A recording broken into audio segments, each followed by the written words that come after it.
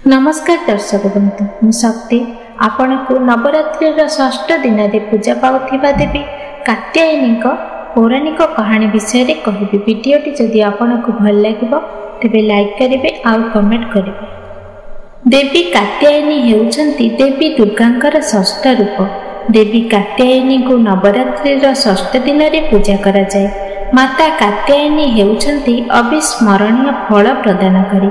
तांकर रूप अत्यंत महान एवं मनमुग्धकर। मांकर रंग सुना परि उज्जवल। सिंह उपरे बसिथिबा देवींकर चारिटी बाहु अछि। बाम हाथरे कमल एवं खंडा अछि।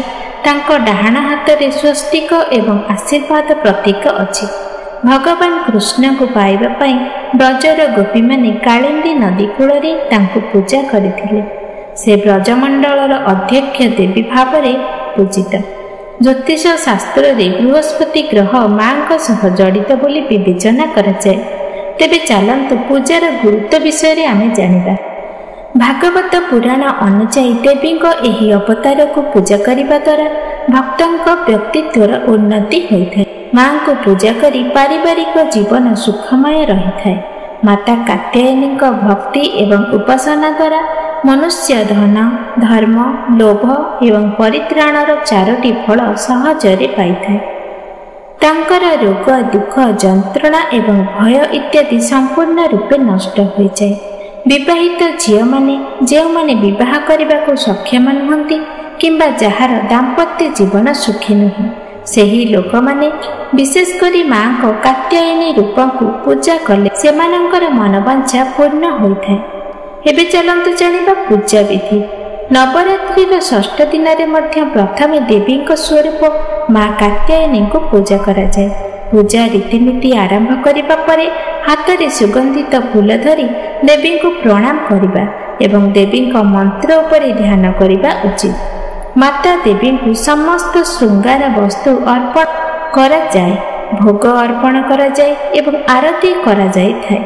देवी को पूजा करने सहित भगवान शिव को मध्य पूजा करा जिबा उचित। एबे चलंतु मांकर प्रिय भोग विषय रे आमे जानिबा। माता कात्यायनी महू को बहुत भल पाती, तेणु एही दिन माता को भोग भाव महू अर्पण करंतु। मांकर प्रिय फूल एवं रंग। जदिओ देवी दुर्गा लाल रंग को बहुत भल पाती, किंतु विशेषकर देवी कात्यायनी प्रिय रंग मध्य लाल अटे। एही कारणरू पूजा समय रे आपण मां कात्यायनी को नाली गोलाप फूल अर्पण करने उचित। एहा द्वारा कात्यायनी आपण उपरे प्रसन्न होइथांती। एबे चलंतु जिबा पौराणिक कहानी उपरको।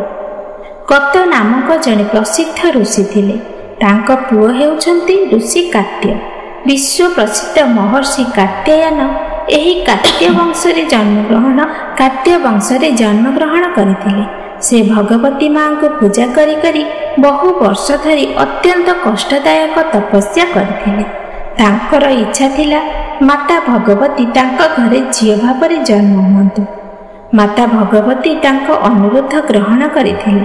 किछि दिन परे जेतेबेले दैत्य महिषासुरर अत्याचार पृथ्वी रे बढ़िबाकु लागिला, सेतेबेले भगवान ब्रह्मा विष्णु एवं महेश्वर निज निज शक्तिर एक अंश दे महिषासुर विनाश पाई एक देवी प्रकट कले। महर्षि कात्यायन प्रथमे तांको पूजा कले एवं तांको झियो भावरे देवी को कात्यायनी कहा जाउथिला। मांकर अनुग्रह रे ही समस्त कार्य समाप्त होइଥାଏ। से वैद्यनाथ नामक एक स्थान रे प्रकट हेले एवं तांको लोके पूजा कले। माता कात्यायनी जने अविस्मरणीय फल प्रदानकारी। एही देवींक दयारे भक्त मानकर रोग दुख एवं भय निमिषेके दूर हो जाए। जन्म जन्मर समस्त पाप मध्य नष्ट हो जाए। सेतिपाई कुहा जाए जे एही देवी को पूजा करी जने सर्वोच्च पद प्राप्त पाए।